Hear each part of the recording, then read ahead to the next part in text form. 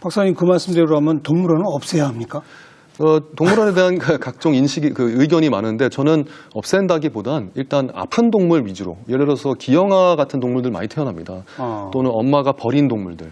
이런 동물들은 자연에 내보내는 순간 죽습니다. 네, 그래서 그 동물들을 주로 하는 동물들. 예. 또한 우리나라 동물들을 위주로 해서 그 우리나라 동물들 유전 자원을 또 확보하는 그런 동물원. 이런 식으로 동물원 자체가 철학을 달리한다면 그냥 아프리카 어디서 이렇게 사와서 데리고 있는 거 말고 그런 식이라면 동물원이 존재할 이유가 훨씬 좋고 교육적인 효과도 좋을 수 있기 때문에 그냥 없애는 것보단 좋은 방향으로 발전시키는 게 좋지 않나 저는 봅니다. 얼마 전부터 왜 돌고래 쇼하던 그 돌고래들 바다로 되돌려 보내주는 네. 이런 일도 있었잖아요. 네, 특히 이제 1호 해당되는 돌고래가 남방 큰 돌고래 제돌인데요. 저희 재단과 최재천 교수님에서 여러 다른 단체랑 같이 풀어줘서 지금도 잘 살고 있습니다. 네. 네, 처음에는 우려도 많이 했었는데 잘 살고 있고 게다가 한국 사람들이 그런 식으로 한 것은 최초이고 유사일에 굉장히 고무적인 사건이었고 그것이 갖는 상징성이 있는데 그런 식으로 앞으로 다른 것들도 할 수 있지 않을까. 그런 방향으로만 간다면 저는 물론 많은 사람들도 다 이렇게 좋아하지 않을까 저는 봅니다. 동물원 얘기 나온 김에 요즘 이제 지자체 시대에 맞아서 각 지방자치단체마다 각종 축제를 만드는데 네. 동물을 소재로 하는 내지는 주제로 하는 그런 축제들도 많아지고 있지 않습니까? 굉장히 많아지고 있고 현재도 많습니다. 근데 그 축제들의 실상을 한번 들여다보면 동물 축제, 그래서 어떤 이름이 앞에 붙습니다. 뭐 광어 축제, 나비 축제, 산천어 축제 이렇게 붙는데 그러면 인제는 사람들이 이미 알고는 있습니다만 그 동물이 어떤 축제의 주인공처럼 보입니다. 그냥 제목상으로만 보면. 예. 하지만 들여다보면 그 동물들은 거의 대부분 고통을 받는 상황이고 가해를 해서 결국엔 죽이거나 잡거나 먹는 것으로 끝나는. 그래서 동물을 이용하는 축제 대부분은 84%인가는 거의 죽거나 죽임에 해당되는 고통을 주는 축제들이고요. 그리고 그 축제들이 역시 한 80%는 다 먹는 걸로 끝이 납니다. 그래서 동물을 정말 착취하는 동물로서는 사람들로서는 기분 좋은 어떤 신나는 축제인지 모르겠지만 그 동물한테는 지옥과 다름없는 것이 바로 오늘날 우리나라에서 벌어지고 있는 동물축제의 실상입니다. 말씀 듣고 보니까 그러네요. 이름은 붙여놓고 사람들아 다 모여라. 마음껏 잡아봐라. 네. 잡은 만큼 먹고 가라. 네. 이게 축제로군요. 네. 근데 잡는 것도 예를 들어서 강이 있는데 거기에 딱 정해진 몇 명만 가서 좀 낚시로 점잖게 잡고 이런 식으로 끝나면 모를까. 그게 아니고 어떤 테두리를 치고 물을 아주 얕게 해서 아무나 쉽게 잡을 수 있도록 하고 물고기를 잔뜩 풀어놓고 하나 둘 셋 해서 모두 달려들어서 맨손으로 막 비명을 지르면서 잡고 자기가 잡은 거를 전리품처럼 들면서 자랑하고 그래서 애들은 그거 보면서 저래야 되는구나 이렇게 교육적인 경험을 또 하고요. 네, 그런 것으로 하는 맨손 잡기가 아주 많이 성행하고요. 그래서 예. 이 잡기라는 게 옛날 수렵 채집인의 어떤 생활을 잠시 흉내내는 그런 거가 아닙니다.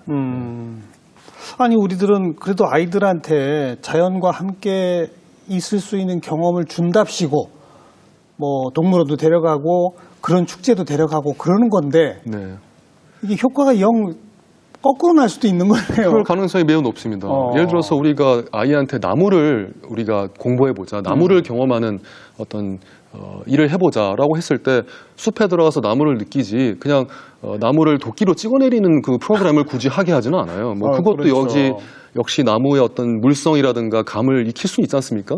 만짐으로써. 하지만 분명히 그런 나무를 파괴하는 것보다는 나무를 숲에 가서 마시고 공기를 마시고 나뭇잎을 관찰한다든가 당연히 그런 식으로 가야 되겠죠. 동물도 마찬가지죠. 네. 동물을 잡거나 했을 때도 어떤 경험은 있습니다. 이게 직물적인 경험이 있죠. 근데 그것이 그 동물을 교육적으로 접하는 건 분명히 아니죠. 아이는 그 상황에서는 마치 동물은 이렇게 함부로 다뤄도 되는 거구나. 얘가 느낄 스트레스나 두려움은 내가 생각할 바가 아니고 나는 그냥 잡고 재미있기만 하면 되는구나. 이것을 은연중에 가르쳐주는 것이라면 당연히 그 동물을 접하는 아주 그릇된 관점입니다.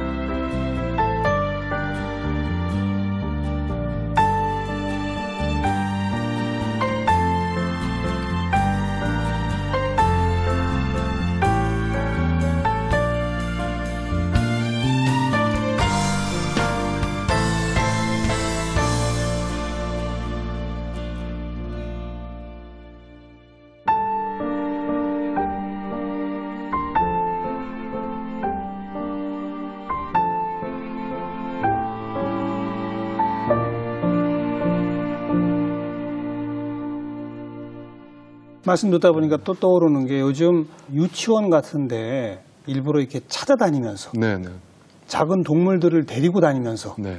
유치원에 그 동물들을 갖다 놓고 아이들한테 동물들을 만져보는 체험과 경험을 하게 해주는 네. 이런 업체들도 꽤 늘어났거든요. 그렇습니다. 게다가 정확히 말씀하신 것처럼 업체가 늘어났습니다. 이게 뭐 유치원이나 아니면 이런 어린이집이 뭐 자기가 뭐 그것도 썩 저는 좋은 건 아닙니다만 데리고 있는 강아지가 있다든가 뭐 집 나간 토끼나 뭐 닭을 주워갖고 이렇게 키워서 가끔 그런 식으로 한다든가가 아니고 돈을 주고서 그런 업체한테 그 소위 말하는 체험 교육 활동을 하기 때문에 그 업체는 결국 그런 동물을 조달하는 일을 하고 맞아요. 그럼 결국 그걸 공급하는 업체가 생기고 그럼 공급한 업체들은 동물권을 중요시하는 데는 당연히 아닙니다. 왜냐하면 그냥 만지고 쓰는 동물들이 되는 거죠. 그러면 결국에 거기에서는 좋지 않은 환경이 생기고 여러 가지 윤리적 그다음에 동물들한테 스트레스를 가하는 문제가 생기죠.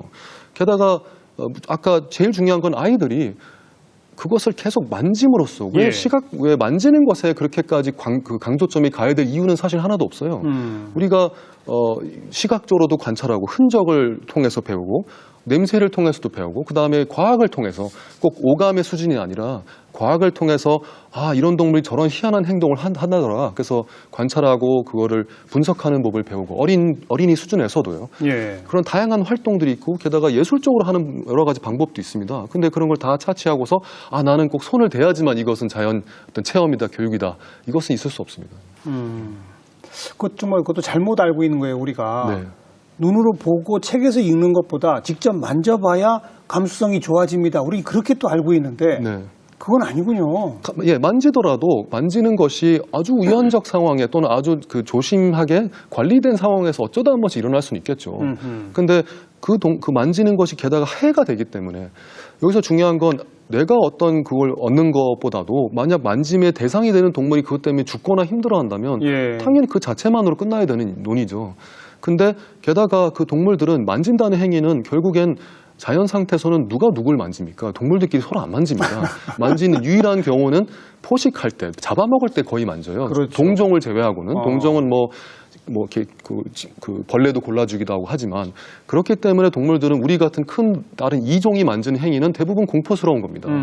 그것을 알아야죠. 다른 것보다는 그거를 먼저 배워야 됩니다. 네. 그러고 나서 만지더라도 거북이가 잠깐 그 피하려고 손이랑 발을 싹 넣은 상태에서 등을 좀 쓰다듬었다. 그 정도는 있을 수 있죠. 그러면 그 정도 감각을 가지고서 거북이가 이렇게 느껴지는구나. 그럼 거북이를 느꼈으면 됐지. 그럼 또 도마뱀도 만져야 되고 사자도 만져야 되고 다 만져야 될 수는 없지 않습니까? 그럼 최소한의 그걸 가지고서 나머지에다가 그 확대를 적용을 하고 그다음에 다른 방법을 동원해야 되겠죠. 그러면 우리가 학교 교육, 유치원 교육부터 시작을 해서 진짜 생태 감수성을 키워주는 식의 교육이 되려면 어떤 식으로 바뀌어야 된다고 생각하십니까? 네, 일단은 그 자연을 존중하면서 자연에 들어갔을 때 그 자체 신비로움을 아주 극상시켜주는 준비를 해야 됩니다. 그냥 가서 이 숲 자체는 별거 아니고 그냥 동물이 나타나면 우린 성공한 거고 못 보면 실패한 거야라는 식의 마인드를 가지고 가면 어떤 숲으로 가든 실망스럽습니다. 근데 숲 자체에 가기 전에 이 숲이라는 게 나무가 이런 식으로 서 있는데 나무가 서 있기 위해서는 어떤 조건이 필요하고 나무는 다른 식물과 이런 관계에 있다. 그리고 나무가 있으면 새가 갑자기 와서 딱 앉기도 하고 앉는다는 건 거기서 쉬는 거기 때문에 나무는 참 좋은 거야 이렇게 알려주고 그거 자체를 재밌어하면 아무것도 아닌 나무가 서 있고 그냥 새가 거기서 쉬는 것만으로도 꼬마 애들이 와 내가 배웠던 대로 정말 나무 위에서 새가 쉬네? 라는 것도 컨텐츠로 즐길 수가 있는 거예요. 근데 우리는 그거를 컨텐츠를 한마디로 있는 좋은 걸 다 버리고 오히려 가해하는 걸 많이 컨텐츠인 것처럼 잘못 오도가 돼 있습니다. 그래서 어떻게 마인드를 준비하느냐 어떻게 그 생명을 최대한 신비롭게 보게끔 교사들과 그 교육 재료가 그 사람들을 유도하느냐가 굉장히 중요하고 그러기 위해서는 좋은 연구와 과학을 바탕으로 그것을 아주 좋은 감각과 만나서 잘 개발하는 것이 중요하겠죠. 인간의 상상력을 가지고서요. 네. 생명을 존중하고 자연을 경외시하고 나는 그것의 일부분일 뿐이다 라고 하는 어떤 철학적 준비, 마음의 준비 이게 더 중요하겠군요. 네, 사실은 많은 경험보다도 사실 그렇습니다.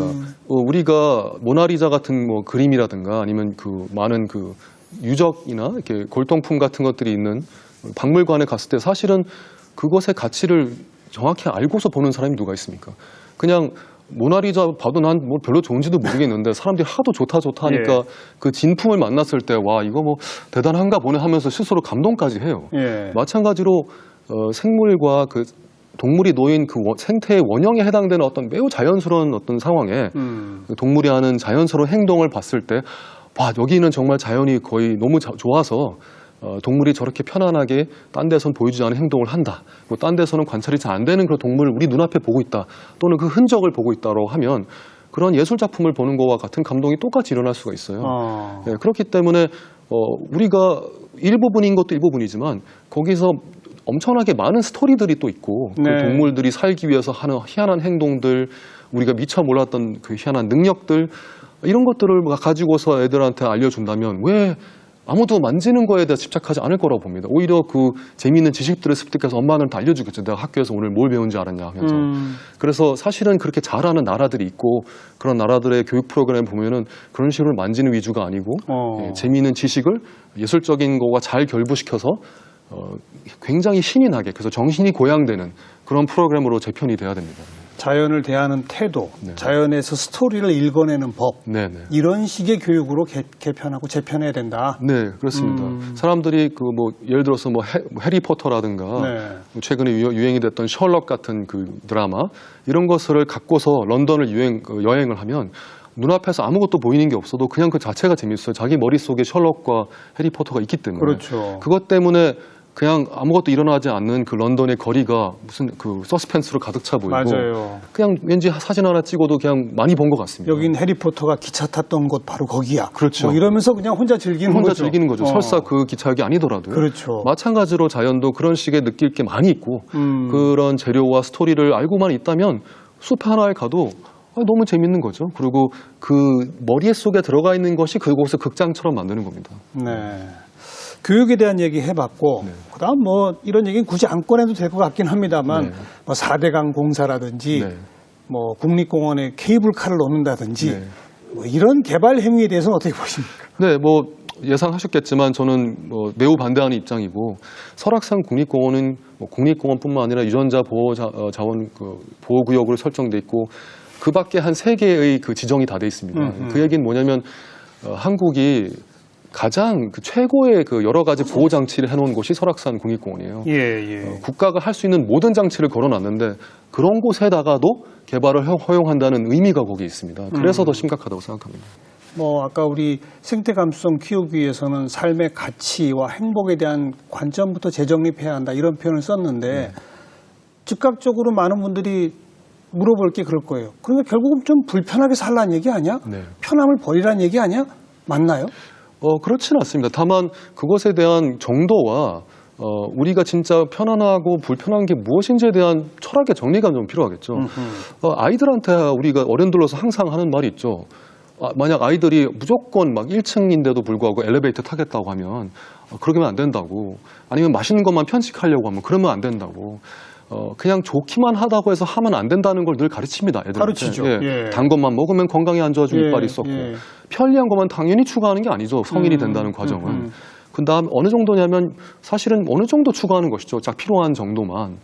아이들한테는 그렇게 가르치면서 막상 성인들이 놓인 세계에서는 조금이라도 그걸 자제하거나 정도를 좀 봐라라고 할 때는 불편하는 걸 그냥 감수하라는 뜻이냐. 네. 당연히 어떤 정도에 대한 것이고 우리가 편하고 불편한 게 무엇이냐에 따라서 너무너무 세상을 대하는 게 달라집니다. 그냥 겨울에는 겨울인데도 불구하고 그냥 나시를 입고 있어야 된다고 그게 편하다고 하면 겨울을 그냥 살 수 없는 거죠. 예. 그러니까 어느 정도냐가 아주 중요한 문제라고 봅니다.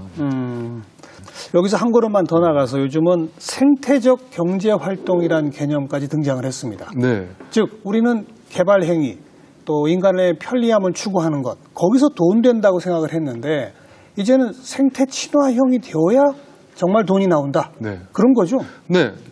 현재 지구촌 전체의 그 경향과 움직임은 분명히 그런 방향으로 가고 있고 대기업조차도 다 지속 가능한 경영을 하느냐 안 하느냐가 되게 중요하고 그런 보고서를 다 내기를 요구받습니다. 네. 많은 기업들이 자기네가 쓰는 재료가 환경을 파괴하지 않는 그 곳에서 나왔음을 인증을 받으려고 하고 그걸 소비자한테 알리고 자랑을 하고 우리한테 소비를 하면 우리는 적어도 지구를 더 힘들게 만들게 하진 않는다라고 약속을 합니다.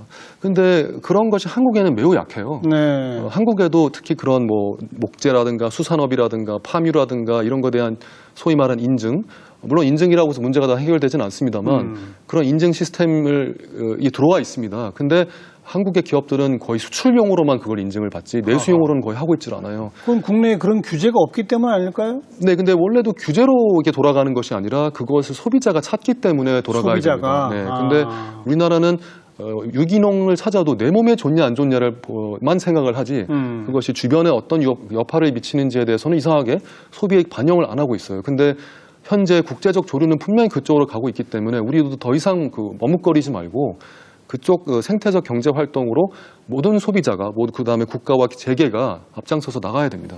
이 생태적 경제 활동은 그러니까 기업만이 하는 게 아니네요. 네. 소비자도 하는 거군요. 그렇습니다. 사실은 지금 우리의 상황은 기업은 소비자를 탓합니다. 소비자가 이런 걸 전혀 안 찾는데 우리가 내놓을 이유가 뭐가 있습니까? 그렇죠. 소비자는 기업을 탓합니다. 그런 걸 찾으려고 해도 기업이 너무 안 만들어준다. 협조를 안 하니까 예. 모두가 합해서 정부 탓을 합니다. 이런 규제를 안 하니까 아무도 안 하지 않느냐.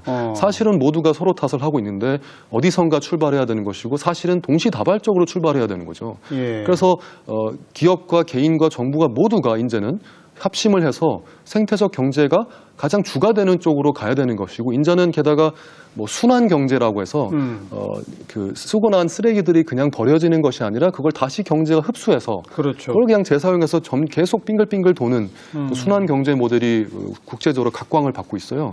그런 식의 모델들을 적극적으로 도입을 하고 모두가 참여의 의무가 있다는 것을 잘 서로한테 알리고 실천해야 됩니다. 이런 생태적 경제, 순환 경제 아무래도 앞서 있는 곳은 유럽 국가들이죠. 네, 아무래도 특히 서유럽에서 이런 걸 많이 좀 주도를 하고 있고 물론 그곳들도 다 불안전하고 문제들이 많이 있습니다만 그래도 지구 전체로 보았을 때는 많이 그 좋은 모범들을 보여주고 있고요. 현재 뭐 예를 들어서 프랑스 같은 경우는 그 유통 그 슈퍼마켓 같은 데서 음식물 쓰레기를 아예 폐기하지 못하도록 돼 있습니다. 그래서 폐기 이전에 상하기 전에 날짜를 정해서 그 NGO나 이런 단체한테 다 기부를 해야 되고요. 그냥 음식 쓰레기로는 버릴 수가 없게끔 돼 있어요. 이런 식의 그런 그 사례들이 지구촌 곳곳에서 많이 생기고 있기 때문에 근데 우리나라 예를 들라고 하면 잘 듣기가 어려워요. 예. 몇몇 노력하는 분들도 계십니다만 예. 전체적 레벨에서는 별로 안 이루어지고 있어서 우리가 해야 되는 숙제입니다. 이건. 지금 사무국장으로 계신 생명다양성재단 네. 언제 만들어졌죠? 네, 생명다양성재단은 2013년에 설립이 돼서 5년이 됐습니다. 어떤 활동을 주로 하는 곳입니까? 네, 원래 생물 다양성이 이제 가장 정립된 개념인데 그건 영어로는 똑같이 한 단어입니다만 바이오다이버시티라고 생물 또 한자에는 생명도 있잖아요. 예. 생명이라고 바꾸니까 좀 더 포괄적으로 느껴지더라고요. 그냥 생명의 어떤 인문학적인 것까지 포괄할 수 있다라는 생각이 들었습니다. 그래서 저희는 올바른 과학과 연구를 바탕으로 사람들한테 자연과 환경의 그 중요성을 알리고 또 감수성을 회복시켜서 모든 사람들이 좀 같이 노력할 수 있는 사회 만들도록 여러 가지 사업과 프로그램을 진행하고 있습니다. 청소년과 어린이들을 위한 뿌리와 새싹이라는 프로그램? 네. 이건 어떤 겁니까? 네, 사실 뿌리와 새싹은 그 세계적인 침팬지 학자로 알려진 제인 구달 박사님이 탄자니아에서 원래 시작을 했습니다. 처음에 한 16명인가 19명을 그 인원수를 가지고 아주 작게 시작했던 것이 지금은 120여 개국에서 퍼져 있고요. 제가 알기로는 북한에서도 있다고 그래요. 그래요? 네, 그래서 이거의 가장 중심 철학은 자기가 하고 싶은 고장의 활동을 문제 해결을 친구들과 모아서 자발적인 모임을 가지고 한다는 거고요. 네.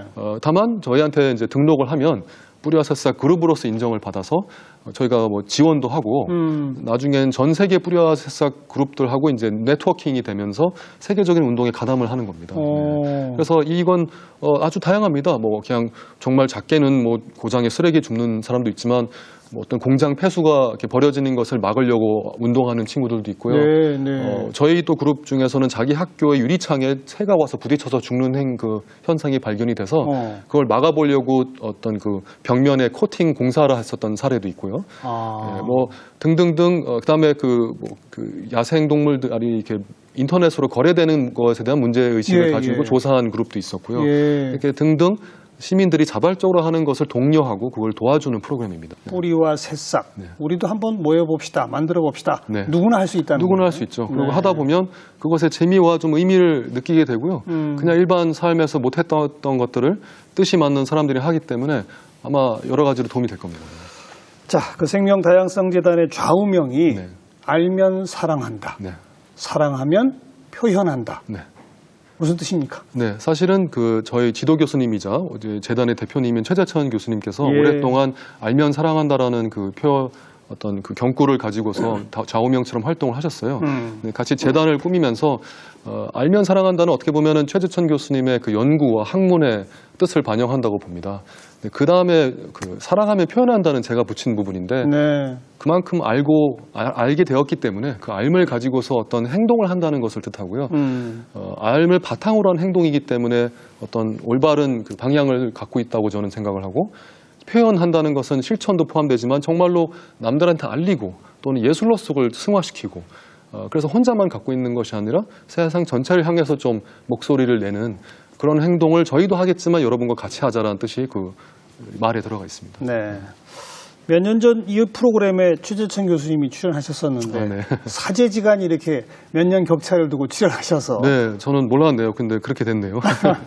우리 시청자분들께 좋은 말씀을 전해주셨는데 마지막으로 우리 시청자분들한테 생태 감수성을 키우기 위해서 당장 오늘부터라도 손쉽게 시작할 수 있는 실천 요령이랄까요? 네. 한 두세 가지만. 네.